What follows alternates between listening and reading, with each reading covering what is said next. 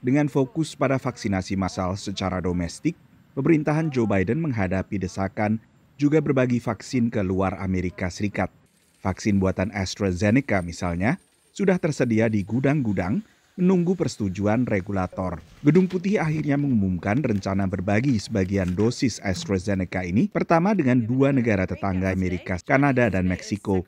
I can confirm that we have 7 million releasable doses available of AstraZeneca. 2.5 million of those we are working to finalize plans to lend those to Mexico and 1.5 million to Canada. Bersama mitra dialognya Australia, India, dan Jepang, Amerika Serikat juga menargetkan 1 miliar dosis vaksin bagi Asia Tenggara. Kesepakatan kuadrilateral untuk meningkatkan pasokan vaksin ke Asia Tenggara ini dan juga dibaginya vaksin AstraZeneca kepada dua negara tetangga Amerika Serikat dilakukan di tengah gencarnya ekspor vaksin dari Tiongkok ke sejumlah negara berkembang, termasuk diantaranya di Amerika Latin. Analis menyebut penjualan vaksin secara besar-besaran ini sebagai diplomasi vaksin, bukan sekedar kerjasama internasional mengatasi pandemi seperti yang selama ini diklaim oleh pemerintah Tiongkok. Bolivia misalnya menjadi salah satu dari 50-an negara yang menerima vaksin buatan Sinovac dan Sinopharm. Meksiko, Brazil, dan lain-lain negara juga menjadi tujuan ekspor.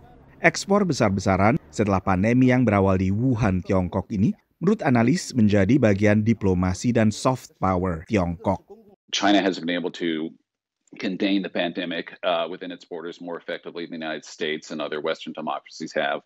That means there's less demand for the vaccine in China, and it gives the Chinese government more breathing room to send vaccines abroad. Menlu AS Antony Blinken saat lawatan ke Asia juga memperingatkan bahwa diplomasi vaksin ini pasti ada maksudnya. Dan analis pun mencermati sering ada pesanan titipan bersamaan dengan penjualan vaksin.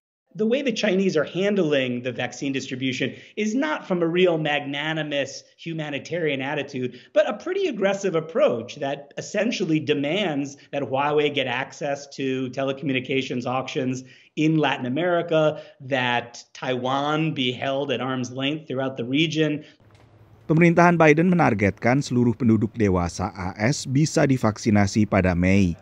Begitu kebutuhan domestik AS terpenuhi, analis memperkirakan barulah Amerika akan menjadi pengekspor besar-besaran vaksin ke seluruh dunia. Dari Washington DC, Nova Purwadi, VOA.